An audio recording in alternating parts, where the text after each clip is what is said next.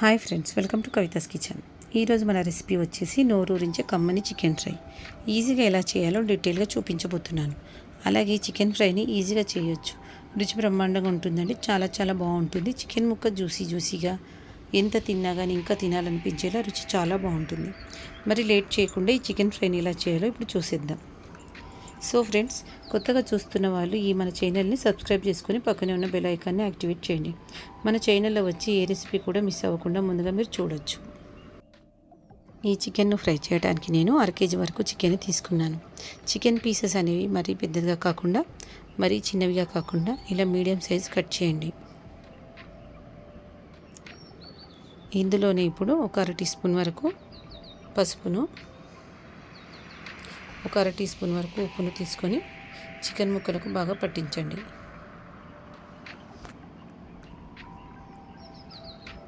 ఇలా చికెన్ ముక్కలకు ఉప్పు పసుపు బాగా పట్టించాక ఇలా కలిపిన చికెన్ 1 గంట సేపు నాననివ్వండి.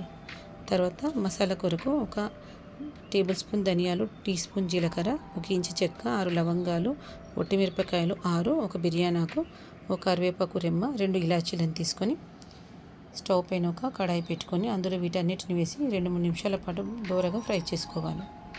మంటను మీడియంలో పెట్టి ఫ్రై చేసుకోవాలి. తర్వాత వీటిని చల్లారించాక ఒక మిక్సర్ జార్లోకి వేసుకొని ఫైన్ పౌడర్ చేసుకోవాలి. తర్వాత చూడండి, పౌడర్ మెత్తగా అయ్యింది. తర్వాత స్టవ్ పైన ఒక ప్యాన్ పెట్టుకొని అందులో 3 టేబుల్ స్పూన్ల ఆయిల్ వేసి ఆయిల్ హీట్ అయ్యాక అందులో సన్నగా కట్ చేసి పెట్టుకుని ఉల్లిపాయ ముక్కలను వేసి బాగా ఫ్రై చేసుకోవాలి. తర్వాత దీనిపైన మూత పెట్టి ఆయిల్లో ఒక 5 నిమిషాల పాటు ఉల్లిపాయలను మగ్గనివ్వాలి. ఇక్కడ నేను ఒక 6 నుంచి 7 వరకు వెల్లుల్లి రెబ్బలను, 1 ఇంచు వరకు అల్లం ముక్కను తీసుకొని బరకగా దంచి తీసుకున్నాను.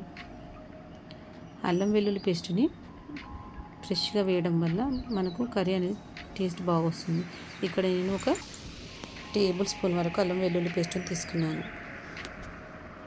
తర్వాత ఇందులోకి 4 పచ్చిమిర్చి చీలికలను తీసుకోవాలి. తర్వాత ఒక 1/2 టీ స్పూన్ వరకు పసుపును తీసుకొని బాగా కలుపుకోవాలి.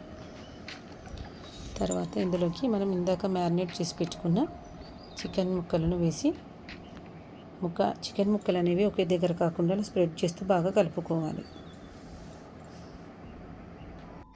ఇప్పుడు మూత పెట్టేసి మంటను హై ఫ్లేమ్లో పెట్టి ఒక 10 నిమిషాల పాటు చికెన్ను ఉడకనివ్వాలి. తర్వాత మూత తీసి మంటను సిమ్లో పెట్టేసి కొన్ని కరివేపాకు ఆకులను వేసి బాగా కలుపుకోవాలి. చికెన్ అనేది 70% కుక్ అయ్యాకనే మనం చేసి పెట్టుకున్న మసాలా పొడిని ఇందులో యాడ్ చేసుకొని బాగా కలుపుకోవాలి. ఉప్పు, కారం, మసాలా చికెన్ ముక్కలకు బాగా పట్టేటట్టు కలుపుకోవాలి.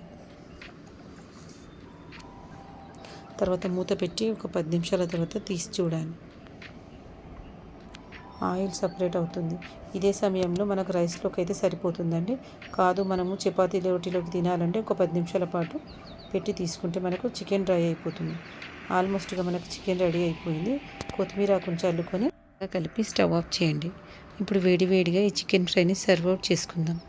సో ఫ్రెండ్స్, సింపుల్ వేలో చికెన్ ఫ్రైని ఒకసారి ఇలా చేసి చూడండి. చాలా చాలా బాగుంటుంది. ఇంట్లో అయితే ఇలా చేసిన చికెన్ని 10 మినిట్స్లో ఫినిష్ చేసేస్తారు. చాలా చాలా బాగుంటుంది.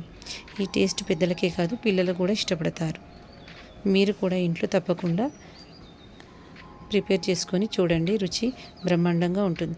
సో ఫ్రెండ్స్, టుడే చెప్పుకున్న ఈ చికెన్ ఫ్రై రెసిపీని మీకు నచ్చినట్లయితే వీడియోని లైక్ చేయండి.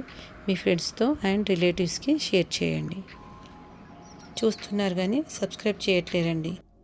మీరు సబ్స్క్రైబ్ చేస్తేనే నేను చేసే ప్రతి వంట మీ వరకు చేరుతుంది. Thanks for watching Kavitha's kitchen. Thank you.